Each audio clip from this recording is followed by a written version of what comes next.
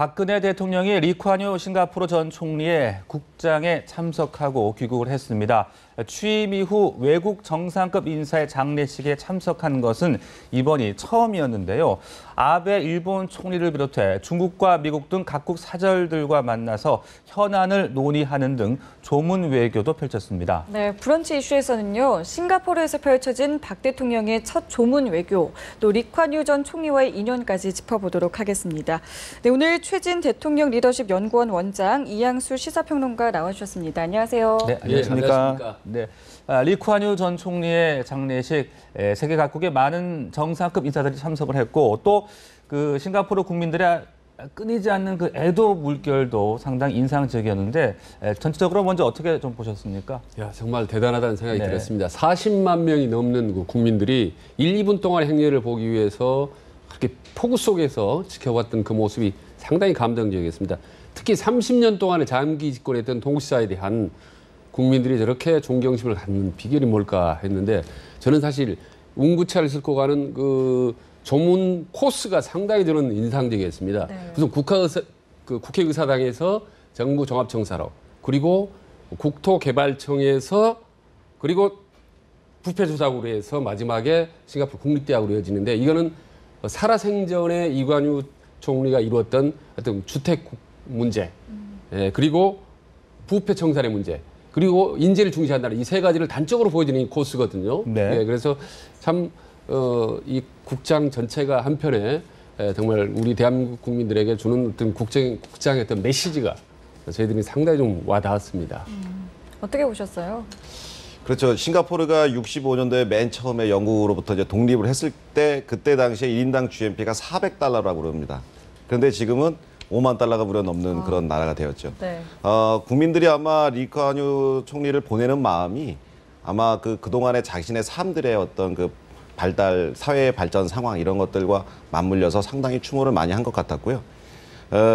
집은 기념관 같은 거 만들지 말고 허물라. 그런 유언도 정말 그 가슴에 확 와닿아요. 근데 실제로 집을 가봤더니 이미 집은 허물어지고 있었다. 이런 데서 거의 더 뭐 그동안 호화롭게 살지 않고 네. 그렇게 검소하게 살았다는데 시사하는 바가 정말 큰 것 같고요. 청렴도가 싱가포르가 세계 5위라 그럽니다. 저희가 청렴도가 그 국가별로 따졌을 때 43위 정도 되거든요. 그런 면에서 우리가 싱가포르의 리쿠안유 총리가 이뤄낸 국가 청렴도를 우리가 따라잡으면 우리 GNP도 4만 달러, 5만 달러, 6만 달러 가지 않을까 그런 생각하면서 한 지도자의 어떤 그 죽음을 마주하는데 우리 국민들도 좀 느끼는 바가 많았으면 좋겠습니다. 이제 다른 나라 정상들도 이제 장례식에 오면서 박근혜 대통령은 조문 외교를 자연스럽게 펼치게 됐는데요. 아무래도 이제 관심을 모았던 거는 아베 신조 총리와의 만남이었는데 분위기가 썩 좋지는 않았던 것 같아요. 예, 뭐 그럴 수밖에 없죠. 왜냐하면 매번 일본이 한국에 병주고 약주었기 때문에 네. 우리나라 입장에서 이제 더 이상 그게 크게 뭐 기대하지 않습니다.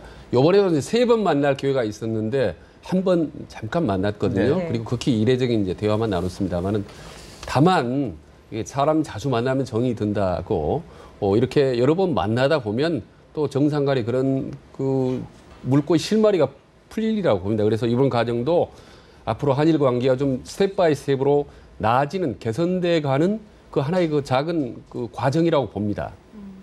네, 아베 총리가 이 3국 외교장관 회의 이야기를 하면서 이제 먼저 말을 좀 건넸다고 하는데 네. 속내가 어땠을까요? 이제 립세션장이죠. 네. 국장이 끝나고 나서 립세션장에서 아베 총리가 박근혜 대통령한테 와서 말을 그렇게 걸었다고 네네. 그러죠. 어떻게 보면 참 우리로서는 병 주고 약 주는 데는 정말 귀신 아닌가 하는 생각이 들 정도입니다. 뭐냐면 얼마 전 지난달에 뭐라 했습니까? 한국의 어떤 위안부에 대해서 인신매매의 희생자라는 표현을 이번 달에 썼잖아요. 네. 아베 총리가. 그런 이야기를 함으로써 우리 국민의 자존심에 커다란 상처를 주고 나서는 또 우리의 국가 수반이 대통령을 만나서 지난달에 아무 일 없었다는 듯이 전혀 미안한 감도 없이 지난달에 외교장관 회의, 한중일 외교장관 회의 참 의장국으로서 하시느라 고생 많았습니다. 이렇게 얘기하는 것은 참 아베 총리가 아주 타고난 정치인인지 아니면은 권모술수의 대가인지 이중인격자인지 하여튼 적당한 객관식으로 했을 때 적당한 것을 하나 뽑기 어려울 정도로 그렇게 좀 했는데 지금 미국에 이제 처음으로 아마 일본이 지금 이제 2차 세계대전 패전 이후에 미국 의회에 가서 합동 연설에서 처음으로 연설을 하게 되었습니다. 네. 아마 아베 총리가 그동안 어마어마한 비용을 워싱턴 정가의 공공외교라는 명목으로 수없이 많은 돈을 뿌렸지 않습니까? 그런 어떤 그 로비의 결과물로 드디어 미국 의회에 쓰게 됐는데 저로서는 사실 그렇게 환영할 만한 일은 아니다. 자유주의와 민주주의의 어떤 최고를 자랑하는 미국에서 아직 식민 시대를 반성하지 못하는 총리를 상원, 하원, 양원의 의회에 서게 하는 것은 바람직한 못하다 그런 생각이 듭니다. 그 아베 총리가 합동 연설에서 어떤 이야기를 할지는 정말 많은 관심이 모아지고 있는 상황인데요. 여기에 이제 어제 북한 당국자가 참석하지 않을까라고 좀 주목이 됐는데 오지 않았습니다. 어떤 이유에서였을까요? 그러니까 이제 북한 총리가 조문만 보냈지 않습니까? 예. 띄우지 않습니까? 예, 리관유는 우리의 벗이라고. 근데 저는 리관유가 살아있다면 아마 북한을 벗으로 생각하지 않을 겁니다. 친구는 그건 옛날 얘기고 지금 세상이 엄청나게 변했거든요. 요번에 온 지도자들도 보면 대부분 미국이라든지 뉴질랜드, 호주라든지 동남아 선진국, 민주국가들이 대부분입니다. 그래서 만약에 북한에서 왔다면 아마 왕따 신세를 면치 못했을 거고 더구나 핵 문제 이런 걸로 아주 곤혹스러운 그런 입장이기 때문에 오히려 안 온 게 더 다행일 수밖에 없었던 그런 상황이라고 봅니다. 네. 그 외에 다른 나라 대표단들과도 이제 만나서 이야기를 나누는 것으로 알려지고 있는데요. 좀 일정이 사실 좀 빠듯하긴 했던 것 같습니다. 조문 외교 어떻게 좀 평가를 하고 싶으세요? 조문 외교라는 것이 어차피 이제 우리가 이제 상갓집 가듯이 빠듯하게 다녀올 수밖에 없는 구조로 되어 있죠. 네. 거기에 이제 국장에 참석하시고 그 다음에 리셉션 참석하시고 그게 공식적인 어떤 일정의 다인데 그래서 사실은 조문 외교라고 하는 것이 어떤 안건이나 의제를 가지고 가는 것이 아니기 때문에 보다 덜 비공식적이고 그러니까 덜 공식적이고 덜 좀 부드러운 분위기에서 이야기를 할 수 있는 거죠. 그래서 이번에 이제 리엔차오 그 부주석도 만나갖고 아시아 투자개발은행에 대한 이야기도 어떤 의제를 두고 협상을 하는 것이 아니고 편안하게 서로 어떤 생각을 나누는 그런 기회가 된 것 같고요. 각국의 지도자들을 만나서 편안하게 이렇게 한다는 것은 조문 외교의 큰 장점이라고 보여집니다. 그래서 이번에 그것을 짧은 기간 임팩트 있게 잘 활용한 것 같습니다. 저도 전적으로 동의를 하는데 그 장례 문화의 특성상 네네. 아주 진지한 얘기만 짧게 해야 되기 때문에 오히려 알맹이 외교를 할 수 있는 부분이다. 특히 이번에 싱가포르에서 17시간 머물렀는데 18명의 정상들을 두세 번씩 만났거든요. 이 정도의 외교를 하기는 상당히 쉽지 않습니다. 그래서 아주 최단기간 동안에 아주 그 흔효과를 올릴 수 있는 그런 그 요긴한 알맹이 외교를 할 수 있는 게 조문 외교다. 그래서 차제히 우리도 조문 외교에 대해서 앞으로 우리가 좀 더 잘 활용할 수 있는 방안을 좀 연구할 필요가 있다고 봅니다. 지금 두 분 모두 조문 외교에 대해서 좀 긍정적인 입장을 보여주셨는데 사실 일각에서는요 이렇게 빠듯한 일정에 가야 되나 굳이 좀 가야 되나라는 얘기도 있거든요. 여기에 대해서 어떻게 보세요? 아주 먼 나라에 갈 수가 없겠죠. 여러 나라. 싱가포르 같은 건 가깝기 때문에 네. 얼마든지 갈 수 있고 방금 말씀드렸다시피 조문이라는 게 사람이 이제 돌아가신 죽은 그런 상태이기 때문에 훨씬 상대국에서 더 고맙게 생각하죠. 네. 그렇기 때문에 저는 웬만하면 그 국가 지도자가 조문을 당했을 경우는 가능하면 우리나라가 가주는 것이 훨씬 더 효과가. 다만 이제 뭐 며칠씩 걸리는 나라라면 좀 쉽지는 않겠지만요. 예를 들자면 이런 겁니다. 돌아가신 전 국가 대통령과 현재의 정권의 사이가 안 좋으면 현재의 정부와 사이가 안 좋으면 조문 외교를 못 가죠. 네. 그런데 돌아가신 분과 현재의 정권이 굉장히 가까운 관계다 그러면 가는 것이 훨씬 국익에 도움이 되고요. 특히 아시아 국가 같은 경우에는 유교주의 문화가 상당히 뿌리 깊이 자리 잡고 있기 때문에 우리나라 국가 수반이 가신다 그러면 우리 국가 이미지 제고에도 상당히 도움이 되고 그 나라는 대접받는 느낌이 들 겁니다.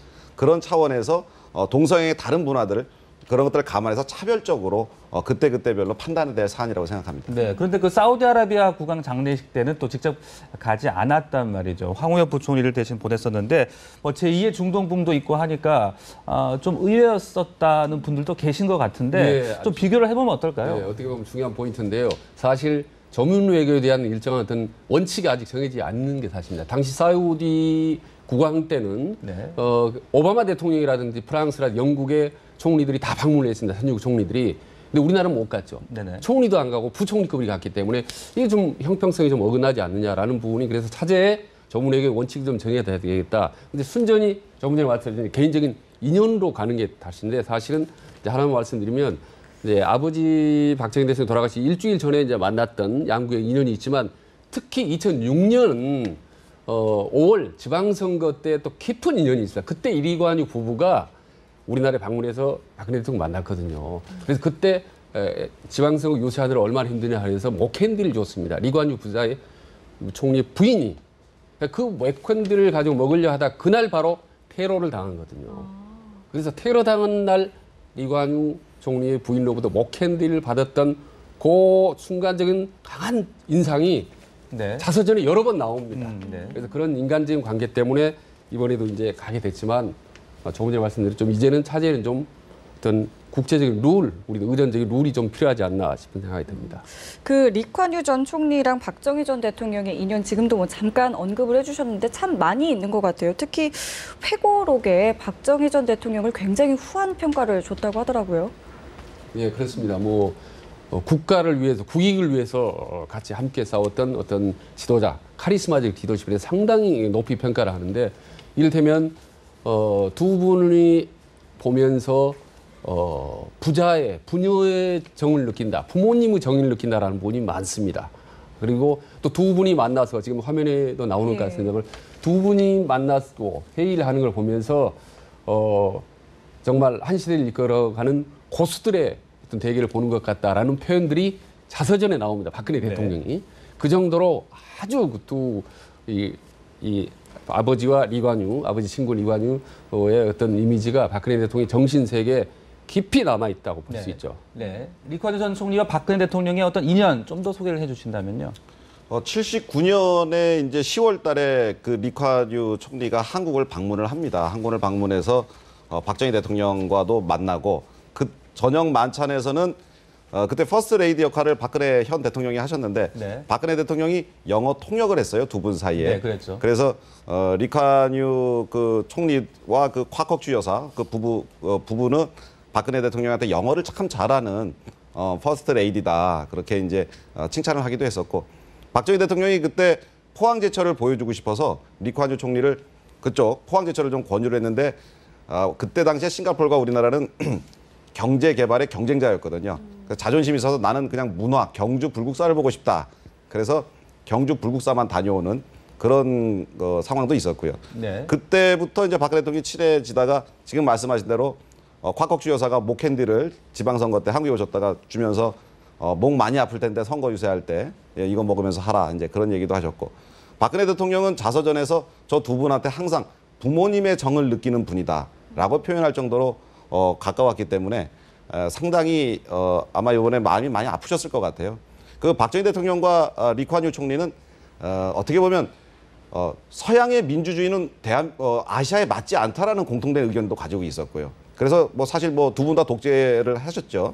그 다음에 또 조국 근대화의 가장 앞서는 어떤 그 아시아 지도자였고, 그 다음에 강성대국이라고 하는 꿈을 실현하고자 네. 평생을 노력했던 두 분이었기 때문에 그래서 처음에는 경쟁자였지만 나중에는 동지애를 느낀 그런 가까운 사이였다고 들었습니다. 네, 그 현 리시룽 총리와 또 박근혜 대통령도 많은 부분이 닮아 있다고요. 많이 닮았죠. 네. 왜냐하면 일단 출생 연도가 같으세요. 두 분 다 나이가 같으시고, 네. 그 다음에 이상하리만큼 그 대학의 전공이 같습니다. 네. 박근혜 대통령은 전자공학과 출신인데 저분도 같은 그 컴퓨터공학과 출신이에요. 그런 면에서 같고, 그 다음에 2세 정치인이라는 그렇죠. 말, 그 다음에 아버지의 뒤를 이어서 국가를 맡았다는 그런 면도 같고, 아주 공통점이 많아서 그래서 정상회의에 가면 사실 좀 다른 분들보다는 좀 더 따뜻하게 길게 악수하는 그런 장면을 보실 수가 있습니다. 네. 그래서일까요? 이 미국 경제지죠 포브스에서도 리콴유 전 총리랑 박정희 전 대통령을 비교하는 글을 실었다고 하더라고요. 외국에서 볼 때도 좀 그런가 봐요. 그렇죠. 아시아에 여러 지도자들이 있지만 단시간 내에 이렇게 빨리 조국 근대화를 일으킨 대통령들이 많지 않습니다. 나머지는 다 후발주자들이었죠.